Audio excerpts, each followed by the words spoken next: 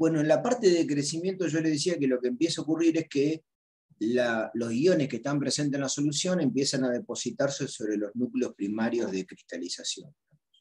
Y que durante ese crecimiento podrían llegar a incorporarse iones extraños, digamos, a esos núcleos cristales primarios que se han formado. Depende muchas veces de la naturaleza del precipitado, que es variable de que dependa la velocidad de crecimiento. Puede ser que esa velocidad de crecimiento dependa de la velocidad de difusión de los iones que están en solución, o que también dependa de la concentración de esos iones en solución. Esas son las dos variables principales. Y no es, como diría, simple de poder determinar. Cada uno de los precipitados que se forma suele tener una influencia distinta de cada una de esas variables. En el caso que más nos interesa a nosotros, que es de sulfato de bario, que es el precipitado que más la gravimetría que más vamos a estudiar, no depende tanto de la velocidad de difusión, sino que depende más que nada de la concentración de los iones bario y sulfato en solución. Y aparentemente depende con el cuadrado de esos iones la velocidad de crecimiento. Entonces ven que no es tan sencillo, digamos, poder determinar bien, digamos, cuál de las dos variables, digamos, hay que controlar. Hay que saber específicamente el precipitado que se está formando para poder tener el detalle.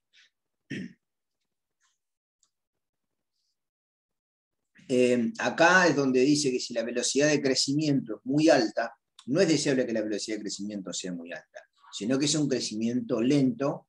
¿Para qué? Para que se vayan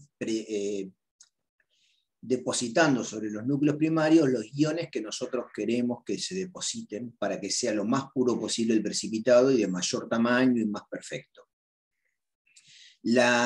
Si la velocidad de crecimiento es muy rápido, pueden ocurrir eso que decíamos que son el crecimiento de cristales tipo dendríticos, que estos cristales dendríticos se impurifican muy fácilmente, digamos.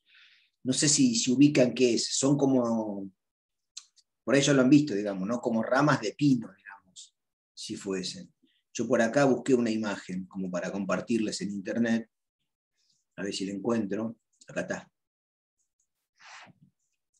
Esa es como una imagen de lo que sería un cristal dendrítico.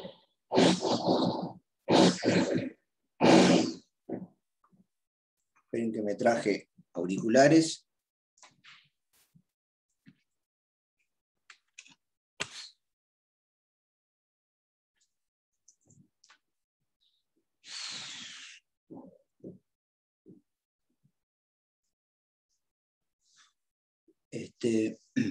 ¿Me están escuchando? ¿Sí? Sí, fuerte. Y se escucha. Bien. Bueno, eso simplemente quería mostrar esa imagen como para que la tuvieran presente a qué nos referimos. Fíjense que la superficie que queda expuesta de un cristal de este tipo es altísima. Entonces, como aumenta mucho la superficie, aumenta mucho la posibilidad de contaminación que tiene un precipitado de ese tipo.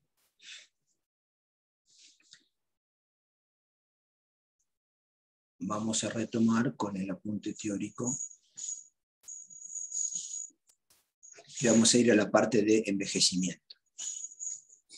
El envejecimiento es cuando es un proceso, digamos, que es deseable, al menos en los cristales, que sea de lo más prolijo posible, porque se utiliza como un procedimiento, además de purificación del precipitado. Hay distintos tipos de envejecimiento. Lo más común es que este envejecimiento se dé, digamos, la naturaleza de esto, en lo que se denominan aguas madres. Las aguas madres, ¿cuáles son? Son esas madres desde las cuales, desde las cuales tuvo origen el precipitado. Son las que han parido ese precipitado. Entonces, el precipitado queda en contacto con esa solución a una elevada temperatura. esa elevada temperatura a la cual ocurre este proceso de envejecimiento recibe el nombre de digestión. ¿Y para qué se hace eso? ¿No? Hay distintas explicaciones de cómo ocurre ese envejecimiento, digamos, durante este proceso de mantener el contacto con las aguas madres a elevada temperatura. Una es, Ostwald trabajó muchísimo en esto, y es una de las grandes explicaciones que se llama maduración de Ostwald. Lo que dice Ostwald es que este proceso puede evitar lo que se llama el crecimiento dendrítico, y da dos características, digamos, de lo que puede ocurrir esto. Una es que se deposita, digamos, sobre los cristales más grandes los iones que se encuentran en la superficie, digamos, los iones, perdón, que se encuentran en la solución sobre la superficie de los núcleos primarios de cristalización. Y que esa sobresaturación relativa de la solución va disminuyendo por la deposición de esos cristales. Si eso ocurriese muy rápido, como decía hoy, ocurre ese crecimiento tipo dendrítico del que hablamos hace un rato.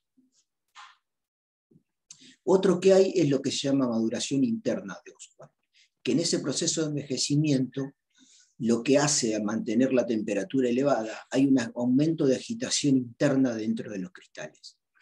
Y ese aumento de agitación interna dentro de los cristales lo que haría es lograr un mejor proceso de acomodación de los iones dentro de los cristales y expulsar, por ejemplo, moléculas del solvente que pueden quedar recluidas. Este resultado daría cristales mucho más perfectos y mayores. Y aparentemente esto segundo es algo importante, digamos, que sí ocurriría, digamos, dentro de las dos cosas, de las dos propuestas que hace Ostwald. Hay uno parecido a esta segunda propuesta que hace Ostwald, que es el envejecimiento térmico. El envejecimiento térmico dice que la estructura cristalina se perfecciona por reacomodamiento de los iones dentro del retículo cristalino. Porque las vibraciones, como la temperatura es alta, aumenta la vibración de los iones dentro del retículo cristalino, y eso puede producir pequeñas migraciones que reacomoden dentro del cristal, prevaleciendo las formas cristalinas mejores por las interacciones electrostáticas entre los iones que dan origen a ese cristal. Con lo cual también es otra ventaja que puede tener este envejecimiento térmico, o sea, de mantener durante un tiempo prolongado el precipitado formado en contacto con las aguas madres a elevada temperatura. El otro proceso es el cementado, digamos, que se llama, que es más importante dentro de los precipitados tipo coloidales, digamos, que puede haber, que es que las partículas pequeñas dan origen a partículas grandes por lo que es un proceso de coagulación, que se denomina. El envejecimiento químico es, van a ver que todos son medio, de lo que dijo Ostwald generales, como que se desprenden ideas generales hacia otras maneras que tienen de nombrarse, pero que son parecidas. Que es que dejando este sólido puede lentamente desprenderse de algunas partículas que conforman ese precipitado y que no son las que originalmente nosotros queremos que sean parte de él, como por ejemplo moléculas de agua, digamos. Y ahí da un ejemplo de la precipitación de oxalato de calcio, que pueden retener 2 o 3 moléculas de agua y que con ese envejecimiento terminan en un precipitado que retiene una sola molécula de agua, digamos. Entonces se produce una reducción de esas impurezas. Bueno, esto es más o menos, entonces, nucleación, crecimiento y envejecimiento. Como se darán cuenta, cuando ustedes vayan a hacer alguna técnica o vean la técnica de gravimetría, ¿me escuchan bien ahí? ¿Sí? Sí, se escucha. Bien. Van a ver que hay montones de detalles y de cosas que dicen agregar, gota a gota, la temperatura. Todos esos detalles tienen un porqué, no es una cuestión caprichosa de la técnica. Y estos detalles teóricos que estoy dando están relacionados con esos detalles que después vemos que son a veces un poco tediosos, pero que tenemos en cuenta para realizar la técnica de precipitación.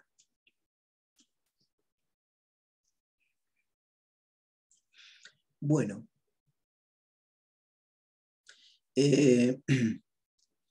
voy a comentar un cachitín sobre los tipos de precipitados que hay y sobre algunas cuestiones generales, digamos, ¿no? Más que nada voy a hablar sobre los tipos de precipitados tipo cristalinos y los precipitados tipo coloidales. Los precipitados tipo cristalino son los más deseables para digamos, para nuestros deseos gravimétricos, por decirlo de alguna manera, digamos, ¿no? Porque tienen una estructura cristalina bien definida y son cristales muy ordenados y generalmente poseen gran tamaño de los cristales que se van formando. Los KPS de estos precipitados no son muy bajos, son KPS que van del orden de 10 a la menos 7 a 10 a la menos 12, más o menos.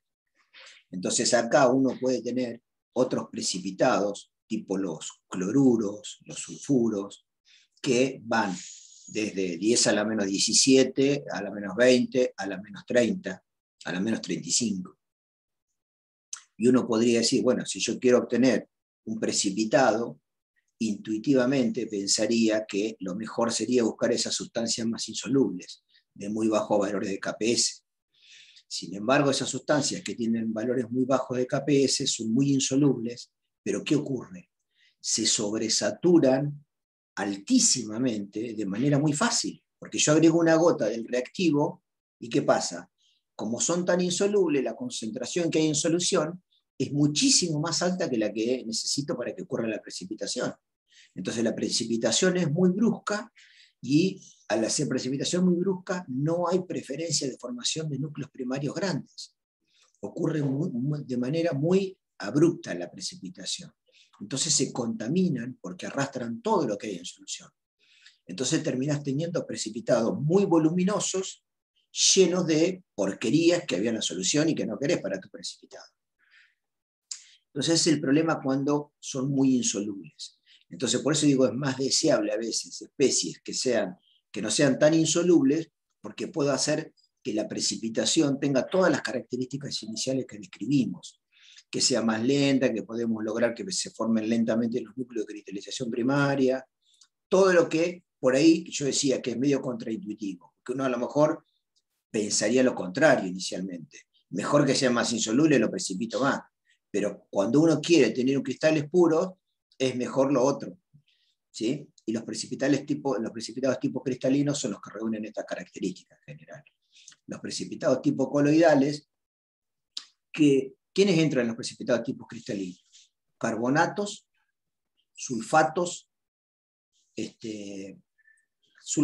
carbonatos y sulfatos fundamentalmente. Cromatos, esos son más de tipo cristalino. De tipo coloidales son los cloruros, los sulfuros y los hidróxidos. Y dentro de esos precipitados tipo coloidales hay como dos características de esos precipitados tipo coloidales. Están los que se denominan gaseosos, con C, no con G, gaseosos, y los precipitados tipo gelatinosos. ¿Cuáles son los gaseosos? Cloruros y sulfuros. Y los gelatinosos, los hidróxidos.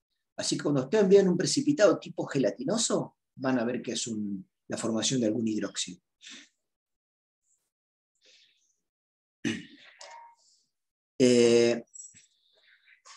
Los precipitados,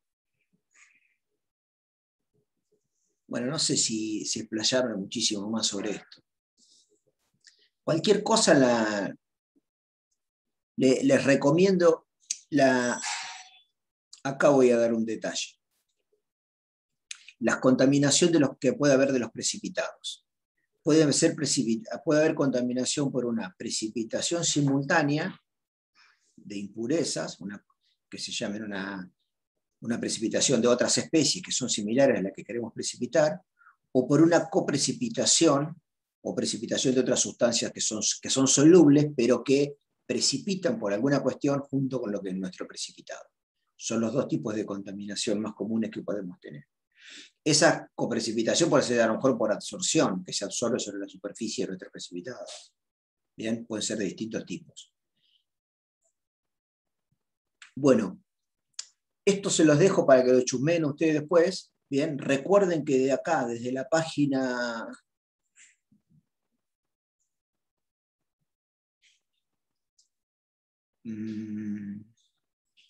gravimetría de sulfato sí me interesa. Interferencia, secado, cálculos resultados, determinación gravimétrica de hierro en la página 14. Esto en adelante no es de interés nuestro, ¿está bien? Sí es de interés toda esta parte de, igual esto ahora, gran parte de todo esto que dice acá en la gravimetría de sulfato, desde acá, desde la 12 a la 14, lo vamos a ver ahora. Lo que más les dejo para que chusmeen es la parte de, para que tengan una idea conceptual, ¿está bien? La característica de contaminación de precipitados. El resto más o menos lo vimos todo. Así que bueno, vamos a arrancar ahora.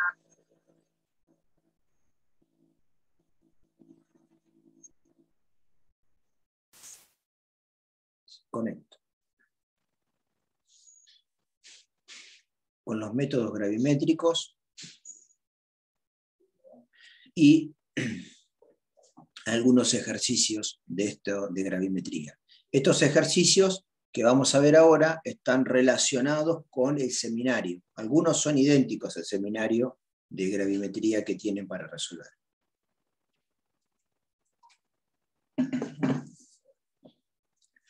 Bueno, como les comenté al principio, los métodos gravimétricos se basan en la determinación de la masa después de realizar algún tratamiento. Nosotros tenemos una determinada masa de producto de la cual queremos averiguar el analito, y para saber eso, lo que tomamos la muestra original y realizamos un tratamiento, seguramente un tratamiento previo, toda una precipitación, y tenemos un producto final. Y lo que hacemos nosotros es calcular la masa de ese producto final que obtuvimos, que no siempre es la forma química de lo que nosotros queremos determinar. ¿Qué quiero decir esto? Por ejemplo, nosotros queremos, por ejemplo, en la gravimetría de sulfato, determinar la cantidad de sulfato o de azufre que hay en una muestra. Supónganse que nos interesa eso, saber qué cantidad de azufre hay en una muestra. Pero nuestra técnica lo que hace es, después de todo un tratamiento, obtener un precipitado de sulfato de bario. Entonces, ¿qué hay adentro del sulfato de bario? Me traje todo el azufre que había en la muestra y lo precipité como sulfato de bario. Entonces después tengo que hallar una relación entre la masa de sulfato de bario que obtuve y la masa de azufre, que es lo que yo quiero saber, ver cuánto azufre hay. Entonces eso es a lo que me refiero, que nosotros cuando obtenemos el precipitado, no siempre es en forma directa lo que queremos saber. A veces tenemos que después hacer alguna transposición de ese resultado. No siempre es fácil, digamos, hacer las cosas. Decir, bueno, que saber cuánto azufre tengo y hago un método y sé directamente cuánto azufre hay. A veces que hay otras técnicas que son como esta que estoy mencionando, ¿no? Esto último que está acá es lo que yo decía. Hay una relación estequiométrica entre el producto que obtuvimos y el analito de lo que queremos realmente saber.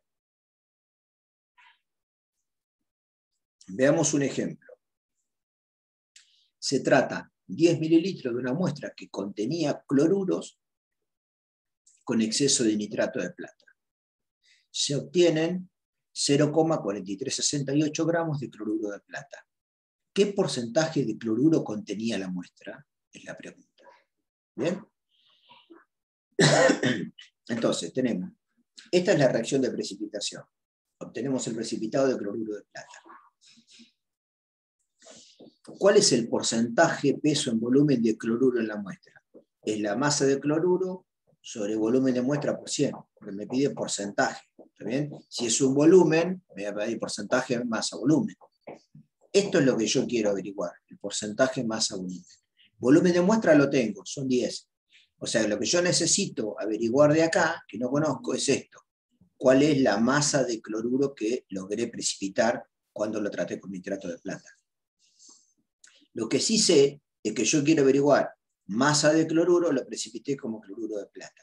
Entonces voy a establecer una relación estequiométrica entre estos dos, entre el cloruro y el cloruro de plata. Lo que estoy diciendo es muy trivial, por ahí ya se dan cuenta, ¿está bien? Pero lo voy a decir igual. Entonces, el número de moles de cloruro, cuando yo miro esto, es igual al número de moles de plata. La relación es 1 a 1, ¿sí? En la fórmula de lo que obtengo como precipitado respecto de lo que quiero averiguar. ¿Cuál es los moles de cloruro? Masa de cloruro sobre el peso atómico de cloruro. Y los moles de cloruro de plata, ¿qué son? Masa de cloruro de plata sobre el peso molecular de cloruro de plata. Entonces, de acá puedo despejar la masa de cloruro que tengo, que es masa de cloruro de plata por peso atómico del cloro sobre el peso molecular del cloruro de plata. Esto en algunos libros lo denominan factor gravimétrico, como en algunos apuntes. La verdad, no me importa cómo lo llamen, digamos, me parece que es una denominación gratuita, que lo único que hace es incorporar más vocabulario de cosas que no son necesarias. Mientras nosotros sepamos las relaciones que tenemos que establecer, listo, ya está. Yo esto además digo porque cuando yo cursé lo sufrí y me hincharon un montón la pelota con eso, de calcular cuál es el factor gravimétrico, digamos, cosas que no tienen ni sentido. Una vez que tenemos esto, ¿qué hacemos? Lo reemplazamos acá y listo, se termina la cuenta. ¿Sí? Entonces el porcentaje peso-volumen de cloruro, que dijimos que tenía esta expresión, reemplazamos la masa de cloruro acá por 1 sobre el volumen de muestra por 100. Y directamente tenemos todos los datos, el peso del cloruro, el peso atómico de la plata, así que tenemos todos los datos para poder calcularlo. Hacemos esas cuentas y dio 1,080% peso-volumen.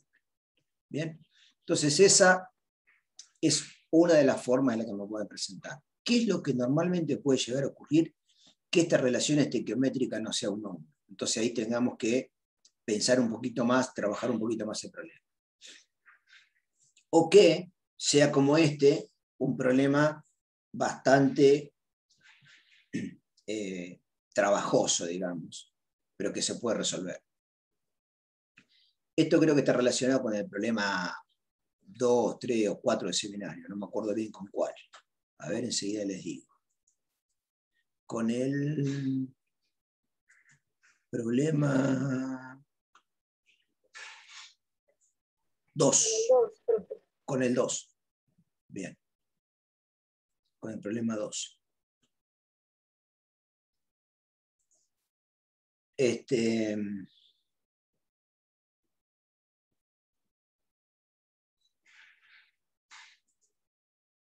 Bien. Esperen que se me perdió la pantalla. Ahí está. Bueno, dice que se trituraron y mezclaron perfectamente, o sea que se homogeneizó 20 tabletas de un complemento alimenticio que contenía hierro. La masa total de esas 20 tabletas, es un blister, digamos, ¿no? Que se trituraron y homogeneizaron, tienen una masa de 22,1310 gramos. Ya el dato que me dan es claro que lo pesará en una balanza analítica, también si no, no me daría tantos decimales. Después se tomaron 2,9980 gramos de ese polvo y se disolvió en ácido nítrico. Todo este procedimiento que está describiendo no es para molestar, es el procedimiento que normalmente se hace para hacer un análisis, ¿está bien? Se agarra un blister completo, no se agarra una pastilla. Inclusive a veces se agarran pastillas, 20 pastillas aleatorias de 20 blisters distintos, digamos. Puede ser que se analice un blister, un lote, lo que sea, de acuerdo a lo que uno quiera analizar. Pero bueno, uno va a vender estas pastillas de hierro como suplemento y tiene que tener un control de calidad de esas cosas, que suelen hacerlo los propios laboratorios que la fabrican, digamos, ¿no? O lo puede hacer el ANMAT, qué sé yo, ahí, digamos, que vaya y controle, o alguien que haga control de alimentos. Se toma una masa, que es 2,9980 gramos, se disuelve en ácido nítrico, y la solución se calentó para oxidar el hierro a hierro 3. Bien, entonces en ese calentamiento se hace reaccionar lo que podemos tener como hierro 2 a hierro 3. Mediante la adición de amoníaco, posteriormente, ¿sí?, se precipita cuantitativamente el hierro como óxido férrico hidratado. Se calcina para obtener una masa de 0,2640 gramos de óxido férrico. Fíjense que las tabletas, el hierro no estaba como hierro 3, estaba como hierro 2. ¿Y en qué forma química? Como sulfato ferroso heptahidratado. Por lo tanto, lo que nosotros tenemos acá es que hicimos un tratamiento y lo estamos rescatando nuestro analito, que era el hierro, que estaba en el sulfato ferroso como hierro 2, lo tomamos una porción de esa muestra, lo oxidamos a hierro 3 y lo precipitamos como óxido férrico. Entonces fíjense que nosotros sabíamos una técnica, una estrategia, que era la gravimetría de hierro, precipitarlo como óxido férrico. Entonces lo fuimos a buscar y le cambiamos la forma química, hicimos un pretratamiento de la muestra y lo precipitamos como óxido férrico. Ahora a mí me pregunta cuál es la masa promedio en cada tableta de sulfato ferroso heptahidratado. Entonces yo voy a tener que encontrar una relación entre esto, entre este y esto. ¿Está bien? Tengo que hallar una relación entre ellos dos. ¿Para qué? Para poder resolver el cálculo ese que me están pidiendo. ¿Está bien? Si no, ¿cómo voy a encontrar la relación? Entonces, vamos a ver. Vamos a charlar sobre el procedimiento. Tomamos 20 tabletas que tienen esta masa total. De acá se tomó una muestra, que es nuestra muestra de trabajo, que es esta que está acá, 2,9980. Y de acá se hizo un tratamiento y precipitó esta masa de óxido férrico. Y esta es la pregunta que me hace. ¿Qué masa promedio hay? Entonces, esta masa de muestra que me dan, de esta masa de muestra que tomé, termino teniendo esta masa de óxido férrico, 0,2640 gramos. ¿Está bien? Esta que está acá. Entonces, el sulfato ferroso, ¿qué relación tiene con el óxido férrico? ¿Quién se relaciona, digamos? Es el hierro lo que tengo en común, ¿está bien? El hierro que está acá y el hierro que está acá. Eso es lo que yo tengo en común entre uno y otro. Entonces, fíjense que para obtener 1 mol de óxido férrico se necesitan 2 moles de sulfato ferroso. Entonces, ¿cuál es la relación de moles que tengo entre el óxido férrico y el sulfato ferroso? ¿Cuál es la relación de moles? La relación es la siguiente, miren. El número de moles de sulfato ferroso, de acuerdo a nuestra escritura que hicimos acá, ¿cuánto es respecto de los moles de óxido férrico? Es el doble. Entonces yo pongo acá, el número de moles de sulfato ferroso heptahidratado es el doble que los moles de óxido férrico. Y ahora reemplazo. Mole de óxido férrico acá es igual, masa sobre peso molecular. Y los moles de sulfato ferroso heptahidratado es masa sobre peso molecular. Esto que está acá, lo tengo como dato. ¿Está bien? Está acá, es la masa que obtuve. Entonces, a mí, ¿cuál es mi incógnita? Saber qué masa de sulfato ferroso heptahidratado he necesitado tener en la muestra que analicé para obtener esta masa de óxido férrico. ¿Bien? Entonces, de acá despejo la masa de sulfato ferroso heptahidratado y todas estas cosas las conozco. Todo esto lo conozco yo. Todo esto. Todo lo conozco. ¿Bien? Es la masa de sulfato ferroso que había ¿dónde? En la muestra que analicé, acá, en los 2,9980 gramos. ¿Bien? Nosotros tenemos que saber ahora referir eso a las 20 tabletas.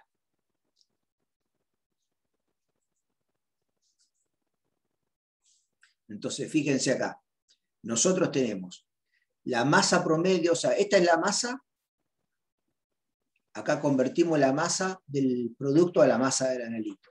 Esto que está acá, todo esto que está acá en el recuadro celeste, es esto que tenemos acá. ¿Está bien? Es la masa de sulfato ferroso en esta muestra. Esto lo multiplico por la masa total, lo divido por la masa de la muestra, ¿y qué me da? Me da la masa de sulfato ferroso que hay en las 20 tabletas. ¿Bien? Hasta acá. Repito. Hasta acá. Me da la masa de sulfato ferroso que hay en las 20 tabletas. Lo divido por 20 y me da la cantidad promedio que hay de sulfato ferroso por cada tableta, porque es la pregunta, ¿cuánto hay por cada tableta? Entonces acá Voy reemplazando todos los números, la masa del peso del sulfato ferroso hidratado, el peso del óxido férrico, la masa que obtuve de óxido férrico, la masa total de las 20 tabletas, de las 20 pastillas, perdón, sobre, las 20 tabletas, perdón, también sobre la masa de la muestra, por 1/20. Entonces acá averigüé la masa promedio que hay de sulfato ferroso por cada una de las tabletas de ese suplemento alimenticio.